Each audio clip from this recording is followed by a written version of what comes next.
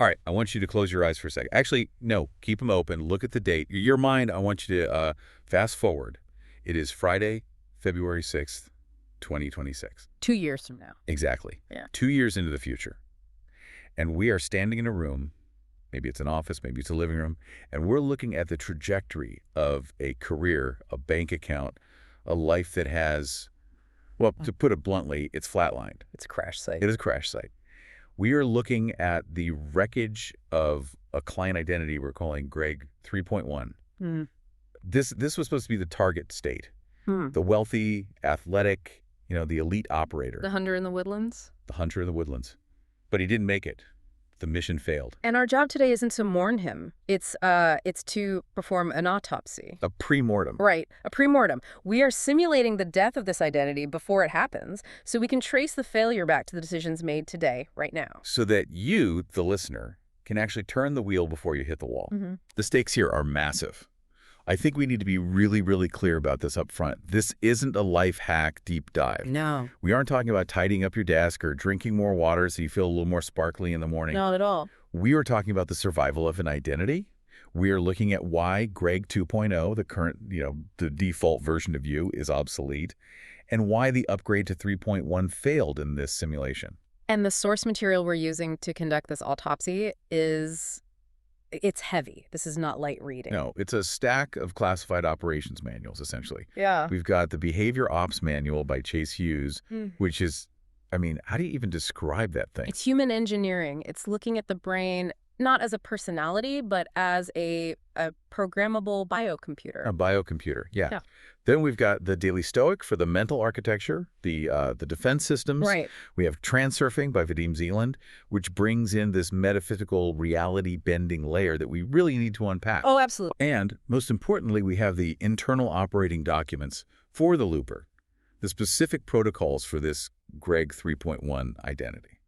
And when you look at all these documents together and you look at the crash site of Greg 3.1, a terrifying pattern emerges. Mm-hmm. The failure didn't happen because of some massive external explosion.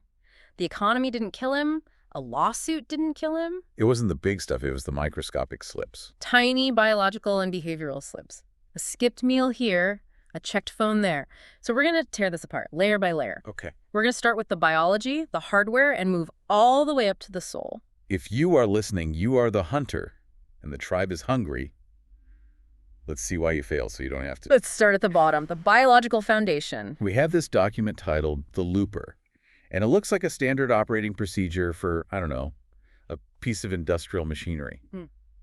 But it's for a human being. Right. And right at the top, there's a phrase that it punches you in the face. Structure creates freedom. It's the oldest paradox in performance, but it's the most true. Explain that. Right. Because I think most people hear structure and they think prison. They think, I want to be free, so I should be able to do whatever I want, whenever I want. That's the Greg 2.0 mindset. That is the amateur mindset. Okay. The Looper document is explicit here. Yeah. You cannot cheat biology. If you treat the body like an amusement park, random rides, cotton candy, staying up late, the mind cannot function as an artist or an executive. You're too busy. It's preoccupied with survival. It's putting out fires. It's just putting out fires. Right, exactly. If you want the mind to be free to create wealth, to negotiate, to strategize, the body must be a boring, reliable machine. And this is the first major failure point in our pre-mortem. This is where it starts. This is where it starts. Greg 3.1 failed because he tried to negotiate with his own biology. He thought he could outsmart millions of years of evolution. Let's get into the specifics, because the option A meal plan in this document it's rigid. It's not just eat healthy. This is engineering. Yeah. And the biggest red flag, the thing that seems to trip everyone up in this simulation, is the sunset rule. This is the killer. This is where the domino falls. Okay, so the protocol says no eating after dark. Specifically, the window is 5.3 here to 6.00 p.m., and the evening meal is restricted to steamed vegetables only. Now, I have to play devil's advocate here. 5.0 p.m. I know. It sounds aggressive. Most people are just leaving the office at 5:30.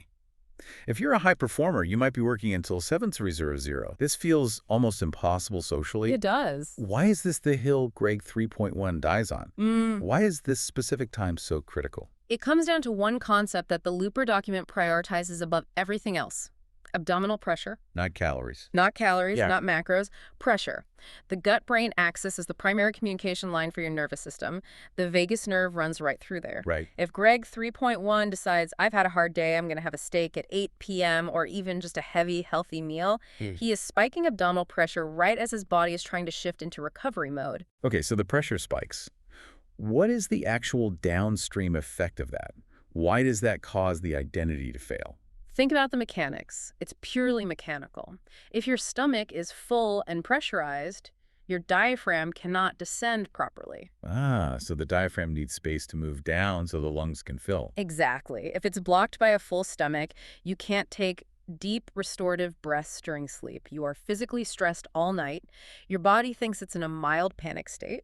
Okay. Then you have the fermentation.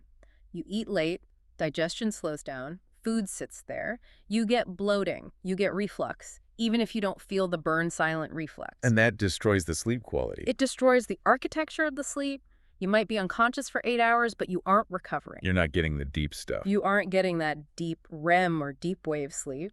You wake up with what the behavior ops manual calls mental residue. You are effectively drunk on your own metabolic waste. That's a disgusting image, but it makes total sense. It should be disgusting because that's the reality. If you wake up with brain fog, if you wake up reactive, it's often because you treated your stomach like a trash can the night before. And here is the failure chain.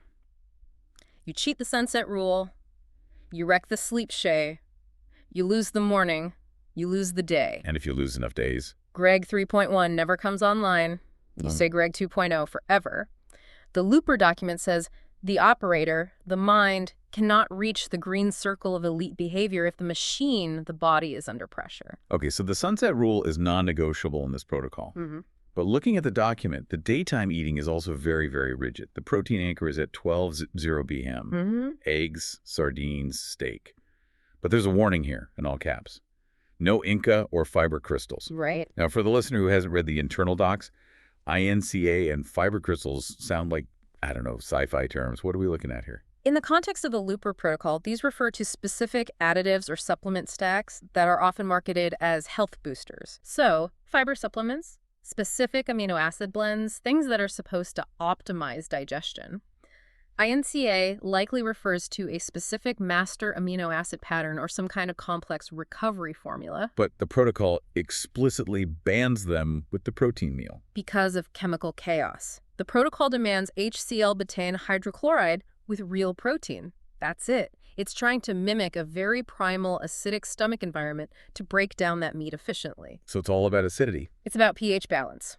If you throw in fiber crystals, which are likely some sort of bulk-forming laxative or prebiotic powder, you're introducing a base or a neutralizer. You're diluting the acid. You're killing your own digestion. Or with INCA, you might be introducing competing absorption pathways. It gets complicated. It's like trying to light a fire and dumping sand on it at the same time. Exactly.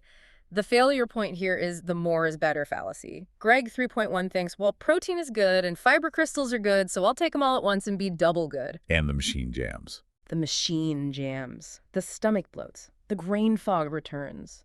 The protocol is about isolation and precision. It's very specific. Warm liquids over cold. Why?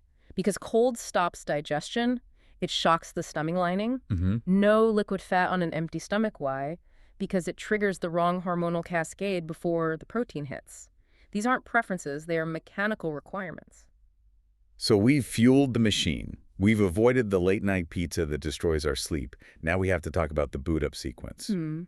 Because if the diet is where the body fails, the morning is where the mind fails. Failure point B. The 5.55 reset. By 5:55 a.m., the alarm goes off, it's dark, it's probably cold. This is the moment of truth. This is the battle of the bedside. The ritual in the manual is simple. Grounding, get barefoot outside immediately, 5 slow breaths in through the nose, out through the mouth, and then the question. What is the one thing I can do right now to create momentum? It sounds so easy on paper. Yeah. Just breathe and ask the question. But in our pre-mortem, looking at the wreckage of Greg 3.1, this is where he died 1,000 deaths. Because what does he do instead? He reaches for the phone. He reaches for the phone. It's muscle memory. It's the Greg 2.0 script. The millisecond your eyes hit that screen, you have lost. That sounds very dramatic. I mean, checking your email isn't heroin. Why is it loss? Because you have surrendered the initiative. The Daily Stoic talks about the inner citadel. Your mind is a fortress. At 5:55 a.m., the drawbridge is down. You are vulnerable. If you look at that screen, you are letting the world march its armies into your living room before you've even put on your pants. You're letting other people's emergencies become your priorities. Or other people's opinions, or just the algorithm's noise. You are becoming reactive instead of active. Right. The 5.55 reset isn't about the breathing. It's about agency. It's about standing barefoot in the grass and saying, I am the captain. I decide what enters this system. And if you skip that, if you stay in bed and scroll for 20 minutes. You start the day in a deficit. Your dopamine is fried. Your cortisol is up because you saw a stressful headline. You are now playing catch-up. You're behind before you've even started. You aren't the hunter. You're the prey. You're reacting to the woods rather than stalking through them. The Looper doc also mentioned some heavy hitters for supplements here too. The methylation stack, homocysteine factors, P5P, choline. Right. And these are cognitive supports. Methylation is a biochemical process that affects everything from DNA repair to neurotransmitter production. P5P is the active form of vitamin B6, crucial for dopamine and serotonin. Choline is for acetylcholine focus and memory. But, and this is so crucial, supplements cannot fix a broken behavior. No. You can take all the choline in the world, but if you are scrolling Twitter at 6:00 a.m., you are still failing. The chemistry can't override the psychology. The question, what creates momentum, is the psychological trigger. It forces the brain to switch from consumer mode to creator mode and engages the reticular activating system to look for momentum, not distraction. Right. If you answer that with, let's see what my ex is doing on Instagram, you've short-circuited the whole system. Which brings us to the other bookend. We've talked about the start, but the manual is equally obsessed with the finish. Failure point C. The 8.3 shutdown. Hard stop, 8:30 p.m. That's one kills me. 8.30, the night is young. Not for Greg 3.1, not for the hunter. Screens off. Magnesium glycinate, 600 milligrams, NEC plus glycine. Why this hard stop? Why can't we just wind down naturally? Because natural for modern humans means distracted and anxious. Right. We need a hard border. The Daily Stoic has this beautiful line. One day is as all days. Meaning your life is just a collection of single days. If you can't master one day, if you can't close the loop on today, you can't master your life. Right. The 8.30 shutdown is about compartmentalization. It's about looking at the unfinished work, the unreplied emails, and saying, the fortress gates are closed. You cannot hurt me tonight. It's permission to stop. It's a mandate to stop. And the chemistry, let's look at that. Magnesium glycinate is highly bioavailable. It calms the nervous system, relaxes the muscles. Glycine lowers core body temperature, which is a signal to the body to sleep. And acetylcysteine. Right. It's a precursor to glutathione, the master antioxidant. But fascinatingly, it also helps modulate glutamate levels in the brain, which can help reduce obsessive thoughts or mental loops. It helps you literally stop thinking about the day. So it's a biochemical off switch. Exactly. But if Greg 3.1 pushes past 8.30, just one more episode, just one more email, he overrides the chemistry. He's borrowing from tomorrow. He is borrowing energy from tomorrow. He is bleeding stress into his sleep, and eventually the debt comes due. So that's the biology, that's the hardware. If the diet, the reset, or the shutdown fails, the machine breaks. But let's assume for a second that Greg 3.1 is disciplined. Yeah. He's eating the steamed veggies. He's waking up at 5.55. He's feeling good. He's ready to operate. But now he has to walk out the door and deal with the world. And the world does not want him to succeed. This is where the pre-mortem gets really interesting and kind of weird. We are entering the realm of transurfing. Section 2, overcoming friction. The war on attention. The source material from Vadim Zeland talks about pendulums. Now, when I first read this, I thought of a grandfather clock. But that's not what he means, is it? No. In transurfing, a pendulum is an energy informational entity. Okay, that sounds like woo-woo nonsense. Break that down for the skeptic. Okay, think of a thought structure. A political party is a pendulum. A football club is a pendulum. A corporation is a pendulum. So a group thought. It's a collective energy created by people thinking about the same thing. And the key characteristic of a pendulum is that it wants to survive. And to survive, it needs food. And what does it eat? Your attention, your emotional energy. Specifically, it feeds on your reaction. So for Greg 3.1, the pendulum isn't necessarily a cult or a political party. It's Call of Duty. Absolutely. A video game is a massive pendulum. It's millions of people focusing on this one thing. When Greg 3.1 sits down, he thinks he's relaxing. But Zeland argues he is being harvested. Harvested. That is a terrifying word. The text says a pendulum catches you when you are asleep in waking life. You know that feeling. You're walking through the house, you're bored, and suddenly your hand is on the remote. Or your thumb is on the Instagram app. Exactly, you didn't choose that. No, it's automatic. It's zombie mode. That is the hook. The pendulum snagged you. And if you get sucked in, if you get angry at a tweet or obsessed with a game level, you are pumping your energy into that system. You're feeding it. You are feeding the beast. You are giving your life force to a digital construct instead of your own green circle goals. Zealand uses this metaphor of the clown that I really want to unpack. He says, imagine a clown jumping around trying to annoy you. It's such a vivid image. You're walking down the street trying to get to the bank, which is your goal, your success. Yeah. And this clown jumps in front of you. He's screaming, he's waving his arms, he's poking you. So what do most people do? They fight the clown. They scream back, get out of my way, or they stop and argue with him, or they try to shove him. And what happens? The clown loves it. You're engaging with him. He jumps higher. He gets louder. As long as you are fighting him, you aren't walking to the bank. You're just stuck. You are stuck on the sidewalk with a clown. So in our pre-mortem, Greg 3.1 fails because he tries to fight his distractions. Exactly. He tries to use willpower. He sits there gritting his teeth saying, I will not play video games. I will not check my phone. But he's still thinking about the phone. He's obsessed with the phone. And this connects perfectly back to the biological side.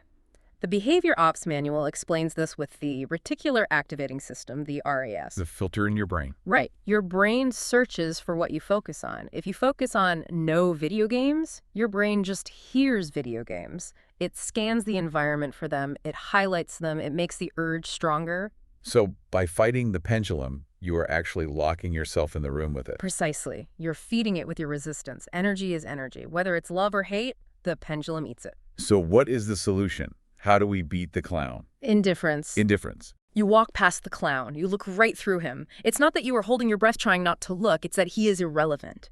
He is a rock on the side of the road. You don't fight a rock. You just drive past it. You just drive past it. Or Zealand says you can break the script. Right. React abnormally. If the pendulum expects annoyance, like a loud siren outside your window or a client being rude, you respond with something bizarre. You laugh, you whisper, you do something that disrupts the frequency. But for Greg 3.1 dealing with distractions, the main weapon is simply dropping the importance. The distraction only has power because you crave it or you hate it. If you simply don't care, it starves. And that frees up the energy for the green circle. The green circle, the target, the wealth, the growth, that is where the eyes must be locked. If you aren't feeding the pendulums, you can feed your future. I love that. Don't fight the rock. But there's something else that stops Greg 3.1. It's not just distractions. It's fear. Deep, ancestral, gut-wrenching fear. The fear of the poorhouse. Section 3. Reframing fear. In this scenario, Greg 3.1 is building a business. He's the hunter. But he's terrified of failure. Financial ruin. Irrelevance. The source material from the Daily Stoic hits this hard. Seneca and Epictetus, they have the antidote. They argue that the fear of poverty is almost always worse than poverty itself. Seneca has this brutal exercise. Pretend your hot water has been turned off. Pretend your car was repossessed. Pretend your wallet has been stolen, he says. It is precisely in times of immunity from care that the soul should toughen itself. So what's the failure? The pre-mortem failure here is that Greg 3.1 is so afraid of going broke that he freezes. He gets paralyzed. He's afraid of the what if. But if he actually simulates the what if he spends a day eating only rice, sleeping on the floor, turning off the AC, he realizes something profound. He looks around and asks, is this the condition I feared? And the answer is usually, it's not that bad. Exactly. As Seneca says, your actual needs are small. You survive, you are still breathing, you still have your mind. And once you realize you survive, the paralysis breaks. But we have to connect this to the Behavior Ops Manual and the FATE Model Focus Authority Tribe Emotion. Why is the fear so visceral? Right. Why do we feel like we're going to die just because a credit card gets declined? It's just numbers on a screen? To your brain, it is not just numbers. It's the tribe. Chase Hughes explains that our brains run on ancestral scripts. Okay. A declined credit card or a police car behind you triggers the same chemical reaction as a saber-toothed tiger or being kicked out of the cave. Being kicked out of the tribe meant death. You starve alone in the woods. Exactly. So Greg 3.1 feels this cortisol spike, this panic, and his brain screams, we are going to die. We are being exiled. But he isn't going to die. He's just broke. So how does he use that? How do we turn that failure point into fuel? Because you can't just turn off the biology. No, you can't turn it off. You reframe it. You recognize it as an ancestral script. You say, okay, my brain thinks I'm being exiled. You label it. You label it. Then you take that adrenaline, that caveman fuel, and you use it to hunt. You don't use it to freeze. You use it to focus. The hunter in the woodlands needs cortisol. Cortisol sharpens the senses. It narrows the focus. It makes you alert. Fear is only dangerous when it becomes blind panic, as Seneca puts it. Right. Controlled fear, that is high-octane fuel. If Greg 3.1 fails, it's because he let the fear put him in the fetal position instead of the hunting stance. I like that image, the hunting stance. Okay, so he's biologically sound. He's ignoring the pendulums. He's using fear as fuel. Now he actually has to do the job. Section 4, the work. The operator's handbook. The failure here is simple. Knowing the theory but failing to make the phone calls, we have this behavior ops manual, which is basically a weapon. But a weapon doesn't fire itself. And this is where the six-axis model comes in. This is the core of Chase Hughes' influence system. Focus, openness, connection, suggestibility, compliance, expectancy. Let's look at a practical example. If Greg 3.1 is sending a sales email or making a pitch, and he's just winging it, he fails. He needs to apply the model. The source gives a specific hierarchy for a sales letter. Right. For a sales context, the priority changes. Suggestibility is number one. You need to deviate from normal behavior to get their brain to open up. You need to be unpredictable. Can you give me an example? What does deviating from normal behavior look like in an email? It could be the subject line. Instead of meeting request, it might be the crash site. Something that just breaks the pattern. Okay, so it just grabs them. It grabs them. Focus is second. You have to capture their attention immediately. And expectancy is third, getting them to imagine the product in their life. You have to paint the picture. So if Greg 3.1 sends a boring, standard, just checking in, hope you're well email, he is failing the model. Completely. He's not triggering suggestibility. He's blending in. And blending in is death for the hunter. You starve if you blend in with the trees. You need to stand out to the client. He also needs to use the mirror strategy from the 48 Laws of Power, which is referenced here. Neutralize the effect. Do what your enemies or your clients do. Mirror them to blind them. If they are aggressive, you mirror that energy to neutralize it. If they are calm, you match it. Right. But the risk, and this is the pre-mortem point, is if Greg 3.1 stops reading the terrain, if he goes on autopilot. Greg 2.0 is the autopilot. Greg 3.1 is the active operator. Exactly. An operator is constantly assessing, where are they on the six-axis model? Are they compliant? Are they open? Do I have their focus? If you start asking those questions, you are just a guy talking on the phone. You're not an operative. You aren't an operative. You aren't hacking the interaction. And that leads us perfectly into the tactical side of things. Because even the best operator slips. You get tired, you get hungry, you get distracted. Section 5 is about tactical Oppian self-correction. How do we snap back? The snapback technique. Yeah. This is crucial because failure isn't falling down, it's staying down. The looper needs a protocol for when the Greg 2.0 brain starts to take over. The Behavior Ops Manual gives us 3 specific techniques here. Let's walk through them because I want the listener to use these today. First one, camera to the third person. This is a powerful visualization. Imagine you are in a conversation or even just sitting at your desk and you feel the drift, you feel the anger rising or the laziness kicking in. You want to quit, you want to yell. Right. The technique is to mentally move your perspective to a camera lens in the corner of the room, like a security camera. Watch yourself. Watch Greg sitting in the chair. What does that do? It sounds a little dissociative. It is dissociative, intentionally. It forces composure. It detaches you from the emotional hook. Okay. You stop performing for yourself, stop wallowing in your own feelings, and you start observing the interaction like a director. You look at the monitor and say, look at him, he's slouching, he looks tired, fix it. It creates that necessary distance to re-engage the executive brain. Cut. Do it again. Exactly. It turns the subjective experience, I feel sad, into objective data. Subject is displaying low energy. You can fix data. You can't always fix feelings. Okay, technique number 2, role application. This helps with the start. Before a conversation or before a work block, you assign a specific role. You don't just walk in, you say, my job here is to make them feel interesting. Or, in this conversation, I will make this person feel powerful. It gives the brain a mission. Exactly. The brain hates a vacuum. If you don't give it a mission, it will fill that space with anxiety or insecurity. do they like me? Am I doing this right? A lot of noise. But if the mission is make them feel powerful, your brain has a target. Focus. It overrides the Greg 2.0 insecurity. It gives the RAS something to hunt for. And the third one, this one is my favorite because it's so gritty. The rock in the shoe. This is pure stoic resilience meets behavioral ops. The concept is appearing natural while experiencing discomfort. Literally walking with a rock in your shoe. It can be literal. Hughes sometimes suggests physical triggers, but the application for Greg 3.1 is metaphorical. When the urge screams for comfort, I want junk food, I want to sleep in, you treat that urge like a rock in your shoe. It hurts. It's annoying. You feel it, you acknowledge it, but you do not limp. You maintain the looper identity despite the discomfort. You don't wince, you don't complain. We normalize the pain. Oh, that's just the rock. I'm still walking. Precisely. It builds that composure muscle. If you can hold a frame while your foot hurts, you can hold a frame when a client says no. If you can work while you're hungry, you can work while you're scared. That is the essence of the hunter. Which brings us to the final section. Section 6, Style and Mindset. The Hunter in the Woodlands. We have to talk about Dan Coe here, the blueprint for total identity transformation. He hits us with a hard truth. You aren't where you want to be because you aren't the person who would be there. It sounds harsh, but it's liberating. The failure of Greg 3.1 in our pre-mortem comes from trying to discipline Greg 2.0 into acting like Greg 3.1. All right, I'll just force myself to do it. I'll white-knuckle it. But Dan Coe argues that the bodybuilder doesn't grind to eat healthy. The bodybuilder is the person who eats healthy. To eat unhealthy would be the grind for him. It would feel unnatural. So the shift is identity level. Mm-hmm. Greg 3.1 doesn't wake up at 5.55 because he has to. He wakes up at 5.55 because that is who he is. Greg 2.0 had to discipline himself. Greg 3.1 just lives this way.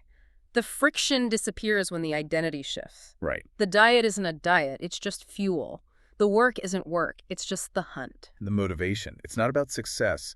It's about the tribe. The hunter in the woodlands metaphor is vital. If you are the hunter and you come back empty-handed, the tribe starves. Your future self, your family, your potential, they are the tribe. There is no tomorrow for a hunter. You catch the kill or you don't. You can't tell the tribe, I tried really hard, but the pendulums were distracting. They don't care, they just need to eat. The Behavior Ops Manual talks about distance and time. You are bridging the gap from the red dot, unskilled, broke, to the green circle, elite. You have to bridge that now. The urgency is absolute. And the only thing that can stop you is the betrayal from within. The Daily Stoic, September 13th. The inner citadel. The fortress is destroyed by judgments from the inside, not iron or fire from the outside. The enemy isn't the market. It isn't the economy. It isn't the pendulums. It's Greg 3.1 opening the gate and letting them in. It's the moment you say, it's okay to skip the protocol today. It's okay to be afraid. It's okay to be Greg 2.0 for one more day. That's it. That is the betrayal. That is how the fortress falls. So we've looked at the biology, the option A meal plan, the sunset rule essential for pressure management. We've looked at the distractions, the pendulums, the clown. Don't fight them. Ignore them. We've looked at the fear, use it as fuel for the hunt. Yeah. We've looked at the work, we use the 6-axis model to hack the interaction. And we've looked at the identity. You are the hunter. The pre-mortem is clear. We know exactly how Greg 3.1 fails. He fails by eating late. He fails by checking his phone at 5:55 a.m. He fails by fighting the clown. He fails by freezing in the face of poverty. But because we know how he fails, We can ensure he survives. We can fix the machine before it breaks. I want to leave you with one final thought, something from Transurfing that we touched on but need to really drive home. The mirror. Reality is a mirror. But here is the catch. We usually stand in front of a mirror and wait for the reflection to smile first. We say, when I am rich, I will smile. When I am successful, I will feel like a winner. But the mirror doesn't work that way. The mirror only reflects the image you present to it. If you stand there screaming, I am poor and tired, the mirror reflects poor and tired. It reflects the lack. You have to smile before the reflection smiles back. You have to act as Greg 3.1 before the bank account confirms it. You have to move with that authority, that composure, that hunter's gait right now. Right. And then, In the dark. yeah. When it's cold.